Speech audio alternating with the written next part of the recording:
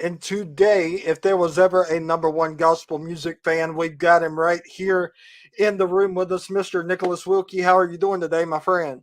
Andrew, I'm doing great, man. How are you? Good. So, to start off, I want you to tell the people how you became a fan of gospel music. Well, several years back, groups had come to my church, uh, like the Dove Brothers and Deborah Perry and Jaden's Call. Those are two groups that came to my church several years back. But I wasn't truly into gospel music at that time, truly as a fan.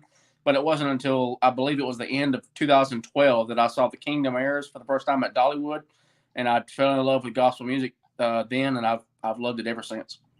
So So let's take a step back now. Everybody that knows you knows that you are a bass singing enthusiast. yeah, So, was it the tones of Jeff Chapman that drew you into the bass singing, or was it later on that you found out, hey, I like this low tone singing. I want to go find more of it? it was actually before I got into gospel music. Actually, uh, I mentioned the group, the Dove Brothers. They had a bass singer named David Hester, and there's a CD that the Dove Brothers did called "Never Ever the Same." I believe is the name of the CD, something like that. And I fell in love with David's bass singing on that CD, and that's what I remember uh, getting me into bass singing. So I love bass singing, and it's my favorite part. So I love it. So, some of your favorite bass singers that you listen to on a daily, who would that be? Uh, Not necessarily on a daily, but that I listen to a lot would be George Johnson. He's my favorite of all time. George Johnson is my all-time favorite bass singer. I love Big Chief. He's in my top five. Um, I'll just tell you my top five. How about that? So George Johnson, Big Chief, Tim Riley, the same with Gold City all those years, and then London Paris, and then a guy named Bob Thacker. Bob Thacker sang with the Harvesters for years, and so those are my top five right there. Those are five that I listen to on a regular basis, and or that I listen to a lot rather.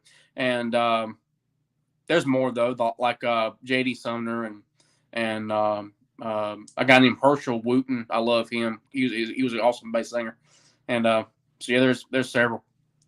So, you're a big fan of the Cathedrals. I am. So, when you first started listening to them, was there a song that you heard that really made you want to hear more of them, or was it just the way that George and Glenn was joking around on stage, or what really drew you to them? Uh, well, I can't remember totally what totally drew me into them, but I'll go back to George Yance. As far as his bass singing, I mean, he's just he's at least one of the things that drew me in because I mean, just man, what a bass singer, just incredible. And he I've told people that he had the whole package. He had a great upper range. He had a great low range. He had a great rhythm. He had great stage presence. He had it all. So uh, George Johnson is one of the reasons why I got into the Cathedrals really. But the Cathedrals are just a great group. They had great harmony and great stage presence once again, and uh, just awesome. Love them. So, one thing that really sticks out to me when I think about George Jones is the cowboy boots. I don't know why, Yeah. but that's the first thing that sticks out to me. And isn't it amazing to you, Nicholas, how that tradition is even carried on down through gospel music even today? You got people like Mark Trammell Yeah. that loved the cowboy boots, the gator boots, he calls them. You got Yeah. Jason Clark that just recently passed away. He loved wearing cowboy boots. You've got artists that love to wear those. What do you think about that tradition? I think it's really cool. I love it. And the Mark Trammell Quartet is the main group I was thinking of there.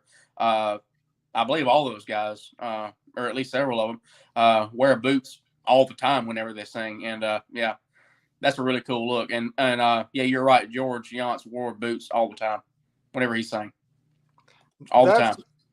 And you know, that's one thing that really sticks out to me. What are some of your favorite cathedral songs that stick out to you right now? Uh, as far as message, the cathedral song that sticks out to me is "Sinner Saved by Grace." As far as the message. Um, but I love others like they did a they did an old song called "Go Right Out." I love to hear George do that song. Um, they did one called "Come On and Ride This Train." I love that song. A song called "God Is God." I love that one. "I'll Live for Him." Um, um, they did a medley, I believe it was, of the old song "No One Ever Cared for Me Like Jesus" and "Something About That Name." And I love that. I love "As It Was in the Days of Noah." I mean, there's a bunch. So let's talk about your brand new podcast. You've been doing some podcasting. You've had Yeah. some amazing guests. You've had Charlie Waller recently. You've had Doyle Harper. Just some really great people there. Share with us a little bit about where the intentions for the podcast actually came from. Well, I think a big reason was because folks had told me before I started doing it that I needed to do something like that, like whether it be in radio or podcast or interview people or whatever. And I just plain and simple just decided to do it one day, and I started doing it. And Doyle Harper, my good buddy Doyle Harper, one of my best friends in gospel music, love him dearly. He was my very first guest. He sang the Dixie Echoes years ago, and the Trailblazers and several groups like that and everything. And he was my first guest, and so yeah, I've had a bunch of them.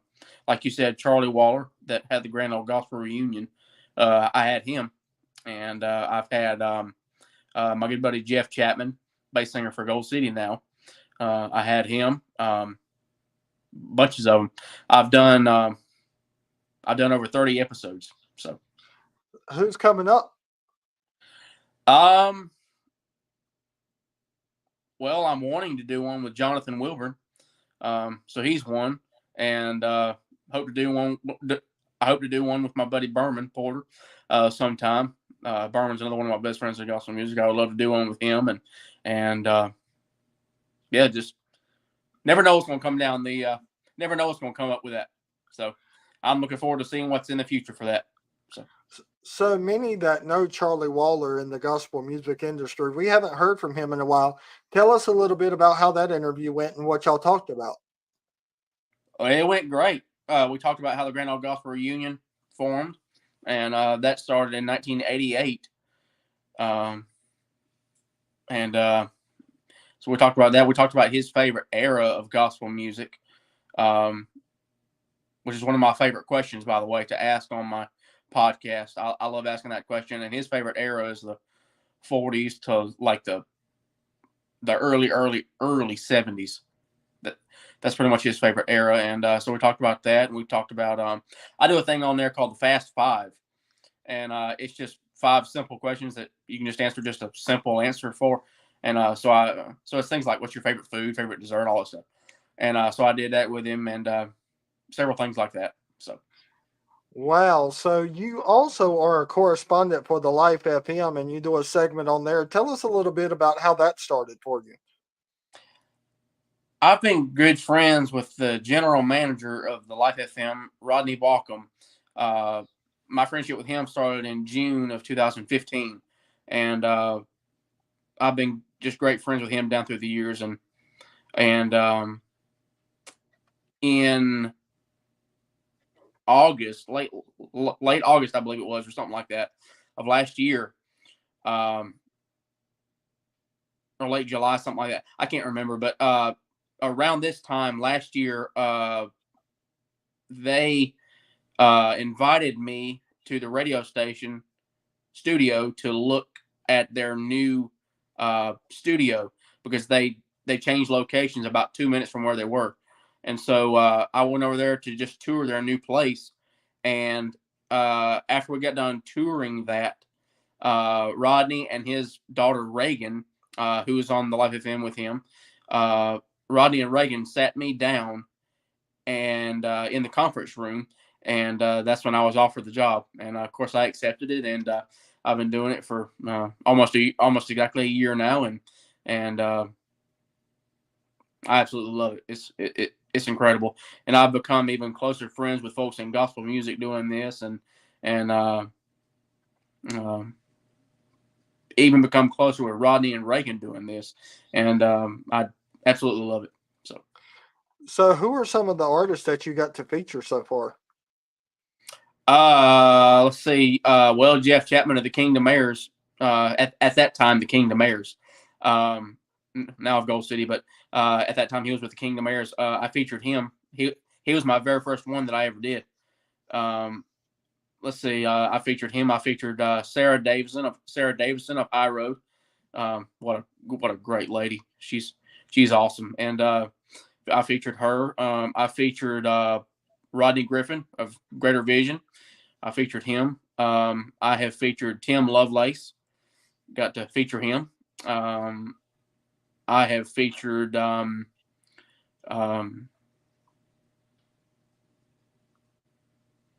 a whole lot more is coming to me, but yeah, I've featured a lot, so I love it. That's great. So, for our viewers and listeners that may want to hear your segment, how can they do so? Yeah. You can go to thelifefm.com, and there's a listen button there, so you can hear me on there, and also the app.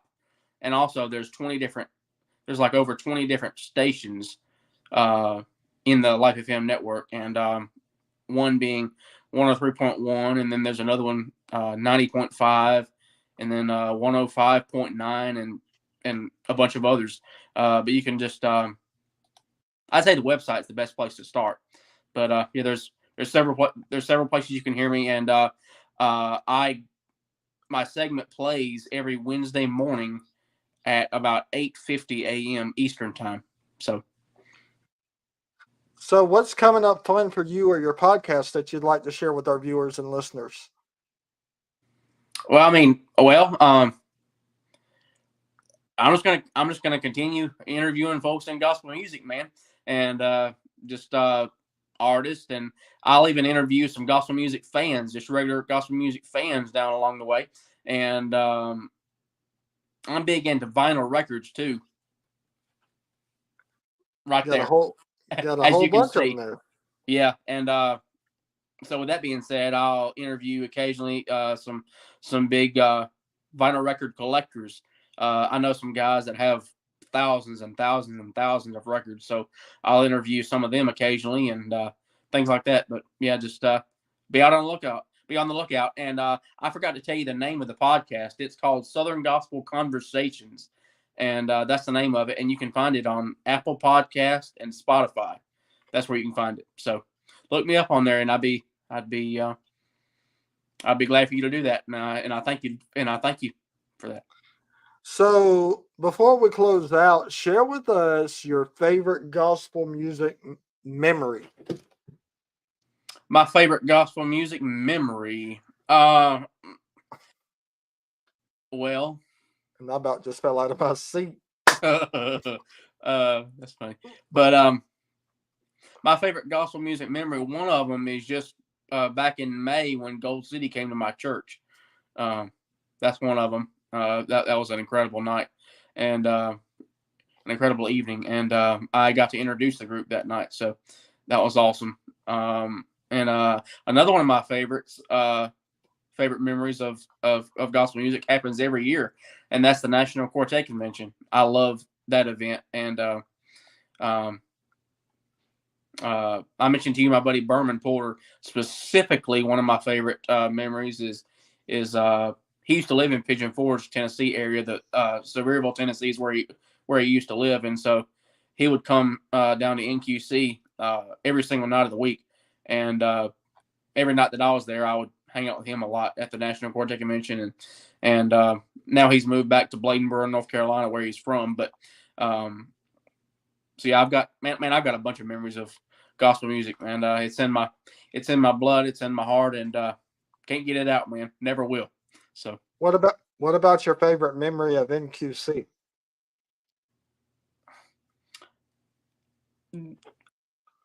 overall, pretty much just talking to people. Don't get me wrong, I love the music, and I'll go and listen to some singing. But my favorite thing to do at NQC, and what I do more than anything at NQC, is just talking to everybody. And matter of fact, NQC is how I've gotten to know so many artists in gospel music, and how I've gotten to be good friends with a lot of them, and some of them, and yeah. So the main thing I like to do at NQC is just talk to people. Although I love some singing as well. All right, Nicholas. Well, thank you so much, buddy, for coming on Fate Chats. We love you, man. Man, you're welcome. Glad to do it, and I appreciate